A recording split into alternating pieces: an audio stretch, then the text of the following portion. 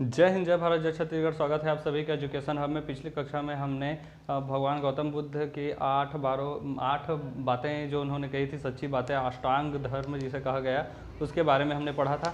आज हम लोग पढ़ने वाले हैं सील के बारे में। सील, गौतम बुद्ध भगवान ने 10 बातें बताई हैं, उन्हें कहा जाता है सील, यानी कि सीलों की संख्या है 10। 10 क्या क्या बातें बताई हैं कि 10 ऐसी बातें बताई है जिन्हें नहीं करना है। ठीक है, क्या क्या नहीं करना है? तो हिंसा नहीं करना है। पहला है हिंसा नहीं करना है, यानी कि अहिंसा का पालन करना है। दूसरा है कि सत्य भी असत्य नहीं बोलना है, यानी कि हमेशा सत्य बोलना है। तीसरा चीज़ है अस्तेय। अस्तेय यानी वही चोरी नहीं करना है। ठीक है, चोरी नहीं करना है। दूसरों की चीज़ों को बिना उसकी अनुमति के नहीं छूना है। वही वाला जो भगवान महावीर ने बताया था, वही बातें यही भी बताई गई है। चौथा है वही फिर से अपरिग्रह, यानी कि धन का संचय नहीं करना है। पांचवा यहाँ पर जोड़ दिया गया है मदिरापान। ठीक है, पांचवा क्या है? मदिरापान। मदिरापान बिल्कुल नहीं करना है, मद्यपान बिल्कुल नहीं करना है। छठवा है असमय भोजन। ठीक है, बिना मतलब के कहीं भी कुछ भी समय में देखे नहीं वो खाए जा रहे हैं, तो ये सब चीज़ें नहीं करनी है। ठीक है, तो ये क्या हो गया? असमय भोजन नहीं करना है। और सातवां है सुखद बिस्तर पर विश्राम नहीं करना है। ठीक है, जितने भी एकदम रेस्टिन वेस्टिन के डनलप के गद्दे वगैरह वाला जो भी बेड आते हैं एकदम मस्त, वो सारे बिस्तरों पर नहीं सोना है।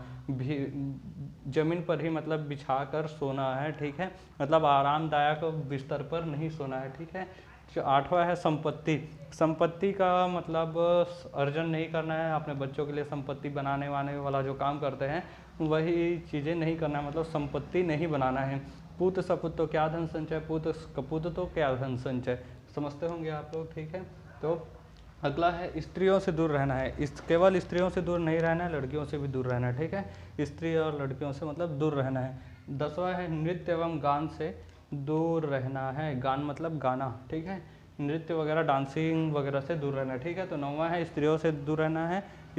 Stay away from women and girls. Okay, इस चीज़ पर एकदम से ध्यान दीजिएगा। ठीक है, तो ये 10 बातें बताई है गौतम बुद्ध जी ने कि ये सारी चीज़ें नहीं करनी है, मतलब नहीं करनी है। ठीक है, तो इन्हें कहा जाता है 10 सील। ठीक है, गौतम बुद्ध जी ने 10 बातें बताई हैं जिन्हें नहीं करना है, तो ये कहलाता है सील। ठीक है, सीलों की संख्या 10 हो गए। ठीक, तो अब देखते हैं मगध। मगध के शासक जो है बिंबिसार ने बेलुवन में महाविहार बनवाया था। ठीक है, मगध के जो शासक थे बिंबिसार, हर्यंक वंशी। आगे जब हम लोग राजाओं के बारे में महाजनपद वगैरह में पढ़ेंगे तो पहले राजा यही आते हैं, बिंबिसार, हर्यंक वंश के।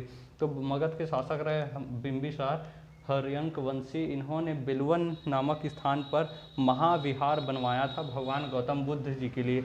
यह भगवान गौतम बुद्ध जी का निवास स्थान था। उसी प्रकार लिच्छवी वंश के शासकों ने भी कुटाग्रशाला का निर्माण कराया था। यह था बुद्ध भगवान का, यह भी निवास स्थान ही था।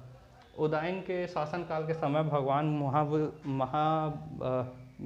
गौतम बुद्ध जो थे, महात्मा बुद्ध, वह उदयन के शासनकाल में कौशाम्बी आए थे। ठीक है, कहाँ आए थे? कौशाम्बी आए थे। बुद्ध के जो अनुयायी थे वो 2 भागों में बटे हुए थे। ठीक है, बुद्ध के अनुयायी 2 भागों में बटे हुए थे।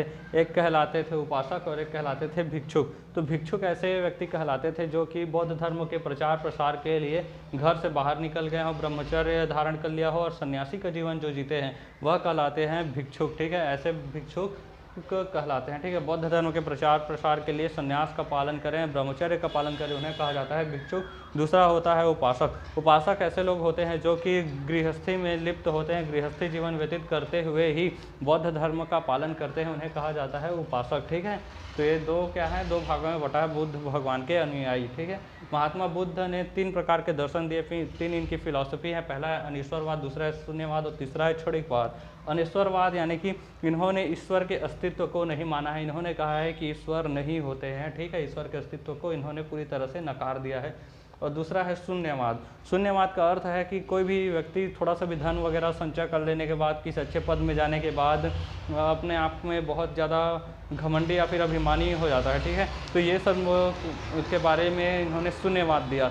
शून्यवाद में कहना यह है गौतम बुद्ध जी का कि कोई भी व्यक्ति सर्वोपरि नहीं होता है, कोई भी व्यक्ति सर्वशक्तिमान नहीं होता है। ठीक है, कोई भी व्यक्ति सर्वोपरि नहीं होता है, कोई भी व्यक्ति सर्वशक्तिमान नहीं होता है।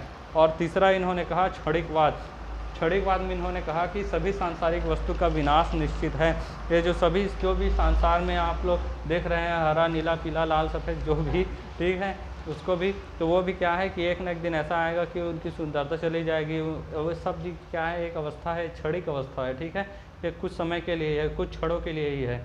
फिर कुछ समय बाद ये वृद्धावस्था आएगा, उसके बाद मृत्यु आएगी, संसार से चले जाएंगे। तो हर चीज़ जो भी है इस संसार में एक दिन इसका निपटना निश्चित है, ठीक है।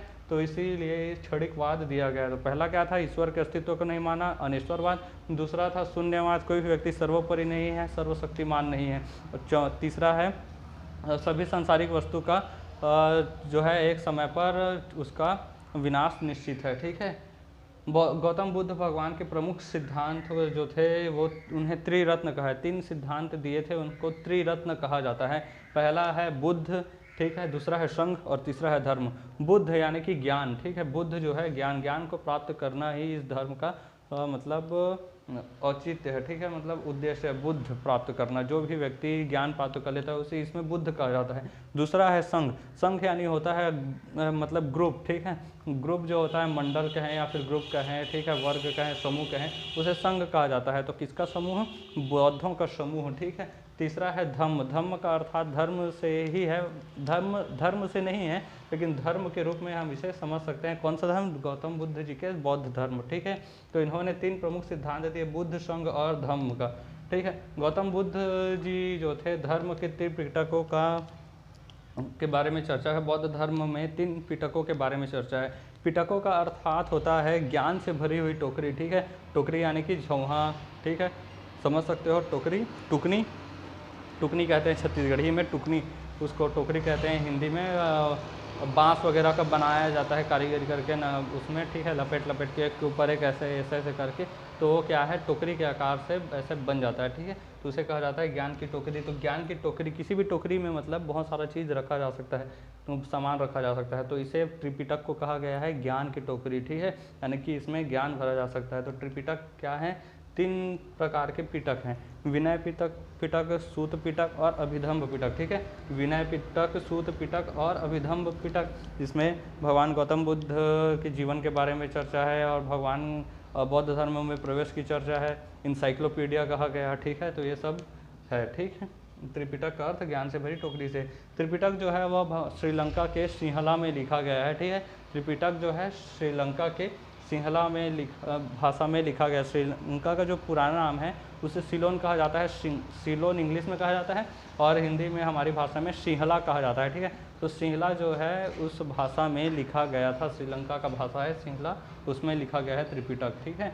प्रवेश की जो न्यूनतम वर्ष है या आयु है, बौद्ध धर्म में 15 वर्ष की आयु से ज़्यादा के लोग ही मतलब प्रवेश ले सकते हैं। 15 से कम वर्ष के आयु वाले लोग प्रवेश नहीं ले सकते, ठीक है। तो बौद्ध धर्म स्वीकार करने की न्यूनतम आयु या अवस्था है 15 वर्ष थी, ऐसी अभी नहीं है, ठीक है।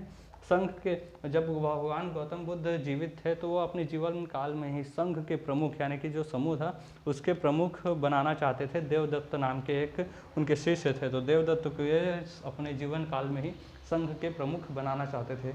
ये एक बार उपदेश दे रहे थे और उपदेश देते देते फिर एक दिन पावापुरी पहुँचे, ठीक है। पावापुरी जैसे ही वो पहुँचे तो उस समय जैन धर्म भी था, तो जैन धर्म के जो एक भिक्षु थे चंद्र नाम के, ठीक है, चंद्रा, तो उस चंद्र ने इनसे फिर द्वेष करते हुए कि बौद्ध धर्म आगे बढ़ जा रहा है जैन धर्म से, इस प्रकार के द्वेष की भावना आने लगी। और उस चंद्र नाम के व्यक्ति ने भगवान गौतम बुद्ध जी को, जो कि उस समय 80 वर्ष के थे, इनको उसने एक सुकर मांस खिला दिया। सुकर मांस को सुअर का मांस भी कहा जाता है, या फिर एक जहरीला मशरूम होता है, ठीक है, जिस छत्तीसगढ़ी में पुटू कहते हैं, वो जहरीला मशरूम या फिर सुअर का मांस इसे कहा जाता है। 2 बातें निकलती हैं सुकर मांस की, एक सुअर मांस और एक होता है जहरीला मशरूम। तो इस चीज़ को इस चंद्रा नामक व्यक्ति ने, जो कि बौद्ध जैन भिक्षुक था, उन्होंने भगवान गौतम बुद्ध जी को ये सुकर मांस खिला दिया। और इस सुकर मांस के खाने के पश्चात भगवान गौतम बुद्ध का जो है वो शरीर बिगड़ने लगा, उनकी तबीयत बिगड़ने लगी और उनको डायरिया हो गया, ठीक है। डायरिया होने के बाद फिर उनका महानिर्वाण हो गया मल्ल महाजनपद में, ठीक है। जो पावापुरी है वह कुशीनगर में है और कुशीनगर उस समय के मल्ल महाजनपद में आता था, ठीक है। तो भगवान गौतम बुद्ध जी का जब निर्वाण हुआ तो वह कब हुआ था, 483 ईसा पूर्व, 563 ईसा पूर्व में उनका जन्म हुआ था वैशाख पूर्णिमा को, ठीक है। और वैशाख पूर्णिमा के दिन ही उनको ज्ञान की प्राप्ति हुई थी, बुद्ध हुए थे वो।